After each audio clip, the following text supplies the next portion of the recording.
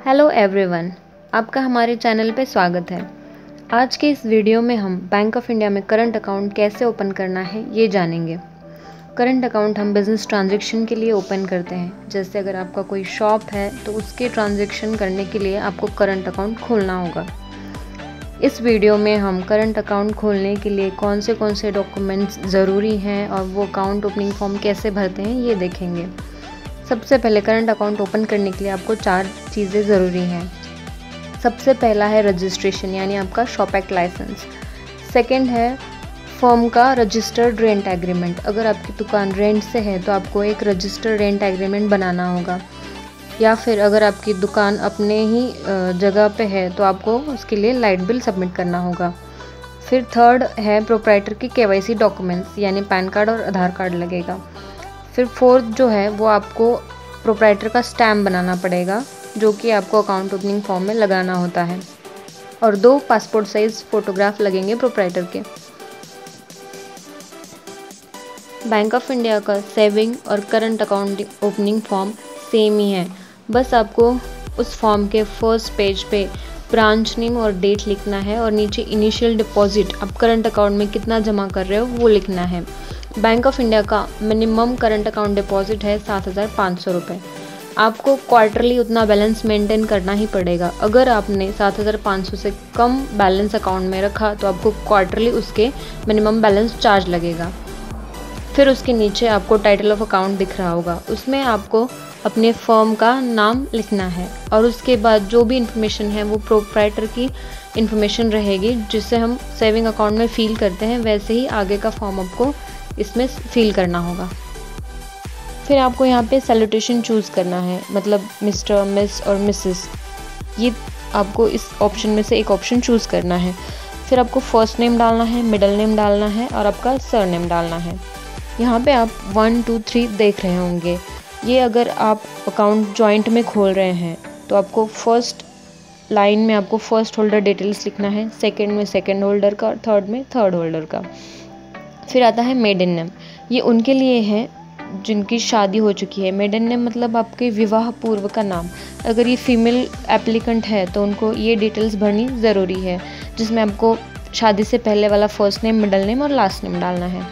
फिर आपको gender choose करना है, आप मेल है, फीमेल है, थर्ड जेंडर है या फिर अदर, जो भी आपके लिए है वो आपको चूज़ करना है। फिर आपको यहाँ पे डेट ऑफ बर्थ डालना है, पैन कार्ड डालना है और कस्टमर ID इफ़ एग्जिस्टिंग, मतलब अगर आपका बैंक ऑफ इंडिया में इसके पहले कोई अकाउंट है तो आपका एक पहले कस्टमर ID भी बनाया होगा, वो अगर आपको पता है तो आपको यहाँ पे डालना है। फिर आपको आपका मैरिटल स्टेटस, आप मैरिड है अनमैरिड है वो डालना है। आपकी नेशनलिटी इंडियन है या फिर कोई और है तो वो यहाँ पे मेंशन करनी है। फिर ऑक्यूपेशन, अगर आप स्टूडेंट हैं या फिर जॉब करते हैं या फिर कोई बिजनेस करते हैं तो आपको यहाँ पे डालना है। फिर रिलेशनशिप विद फर्स्ट एप्लीकेंट, इसका मतलब अगर आप मोर देन 1 अकाउंट होल्डर हैं तो आपको फर्स्ट होल्डर के साथ आपका जो रिलेशनशिप है वो यहाँ पे डालना है। फिर आता है स्पाउस और फादर्स फुल नेम, आपको यहाँ पे उनका नाम डालना है और मदर्स फुल नेम, यहाँ पे अपनी माता का नाम डालना है। फिर आपको नीचे कुछ ऑप्शंस दिखाई दे रहे हैं जैसे minor, senior citizen, staff, pensioner, NRI या फिर ट्रस्ट, HUF, जनरल, इसमें से जो आपके लिए सूटेबल है उस पर आपको टिक करना है। जैसे मैंने यहाँ पे जनरल को टिक किया है।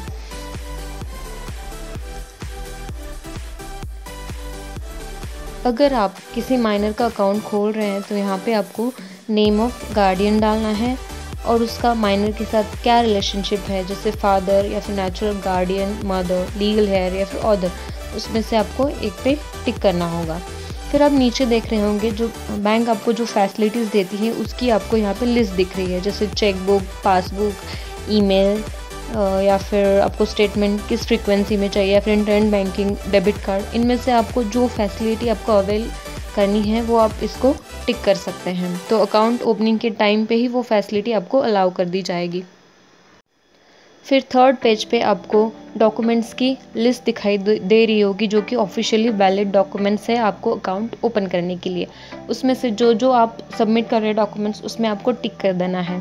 फिर नीचे फ़ोटो आइडेंटिटी और एड्रेस प्रूफ आइडेंटिटी ये दिख रहा होगा, उसमें आपको टाइप यानी आप क्या सबमिट कर रहे हैं, जैसे फ़ोटो आइडेंटिटी में पैन कार्ड दे रहे हो तो यहाँ पे पैन लिखना है, या फिर वोटर ID दे रहे हो तो यहाँ पे वोटर ID लिखनी है। सेम एड्रेस प्रूफ में आप जो भी दे रहे हैं, आधार कार्ड दे रहे हो तो यहाँ पे आधार कार्ड लिखना है। फिर नंबर, अगर आप पैन सबमिट कर रहे हो तो उसका नंबर नीचे आएगा। इशूइंग अथॉरिटी, जैसे पैन कार्ड की issuing authority government of India, तो वो यहाँ पे आपको लिखनी है। Date of issue, place of issue और वैलिड अप टू, ये अगर आपको उस आईडी पे लिखा हुआ मिलेगा तो डालना है, नहीं तो ये ज़रूरी नहीं है। ये आपको पासपोर्ट के केस में कंपलसरी यहाँ पे भरना होगा। फिर आता है परमानेंट एड्रेस। आपका यहाँ पे परमानेंट एड्रेस जो भी है वो यहाँ पे आपको फिल करना है।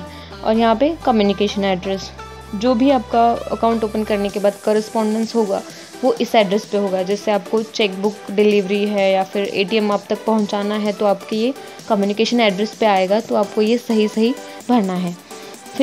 फिर थर्ड पेज पे टर्म्स एंड कंडीशंस लिखे हुए हैं, ये पढ़ के आपको नीचे साइन कर देना है।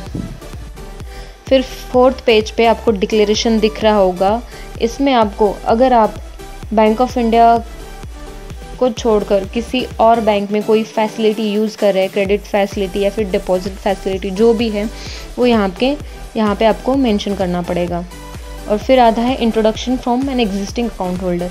ये पहले कंपलसरी था कि आपको बैंक ऑफ इंडिया के कोई एग्जिस्टिंग अकाउंट होल्डर का यहाँ पे साइन लेना पड़ता था एज ए इंट्रोडक्शन, बट अभी ये कंपलसरी नहीं है। अगर आपके पास कोई इंट्रोडक्शन अवेलेबल है तो यहाँ पे साइन ले लीजिए, अगर नहीं है तो आप ऐसे भी अकाउंट खोल सकते हैं। फिर नीचे आपको अपना रिसेंट फ़ोटो चिपकाना है और साइन कर देना है। फिर फिफ्थ पेज पे आप फॉर्म 60 और 61 देख रहे होंगे। अगर आपके पास पैन कार्ड नहीं है तो ये फॉर्म 60 और 61 फिल करना कंपलसरी होगा। फॉर्म 60 उनके लिए है जिनका एग्रीकल्चर इनकम नहीं है, अदर देन एग्रीकल्चर इनकम है, उनको फॉर्म 60 फिल करना है। और फॉर्म 61 जिनका एग्रीकल्चरल इनकम है उनको फॉर्म 61 फिल करके यहाँ पे साइन करके प्लेस और डेट डालना है।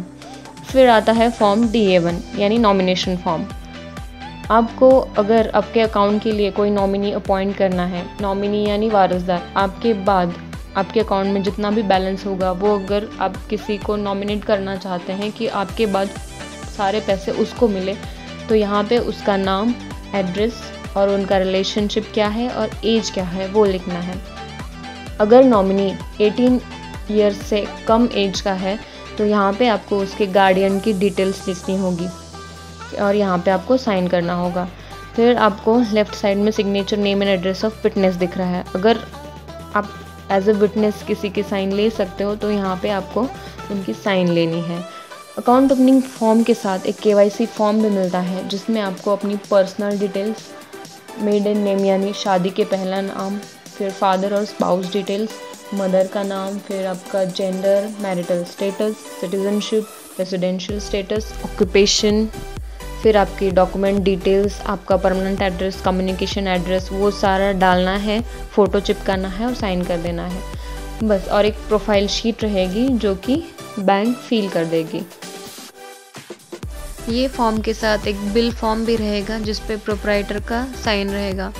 और एक बात आपको ध्यान में रखनी है कि फॉर्म पे आपने जहाँ पे साइन किया है वहाँ पे फर्म का स्टैम्प कंपलसरी है।